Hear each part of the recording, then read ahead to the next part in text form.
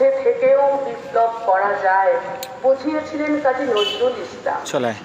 কবি সুকান্ত ভট্টাচার্যের লেখা কবিতা আমি একটা ছোট্ট দেশলাইয়ের কাছে, তবু যেন মুখে আমার ফুসফুস করছে বারুদ, বুকে আমার জ্বলে উঠবার দুরন্ত উচ্ছ্বাস। এখনো আমাদের শিহরিত করে ফুলরায়ের মতো কবি তেন্দাত্তার ভঙ্গিতে লিখেছে আবল তাবলের মতো নানা রকময় কবিতা। বঙ্গভূমির প্রতি কবিতায় মাইকেল মধুসূদন দত্ত শ্রদ্ধা জানিয়েছে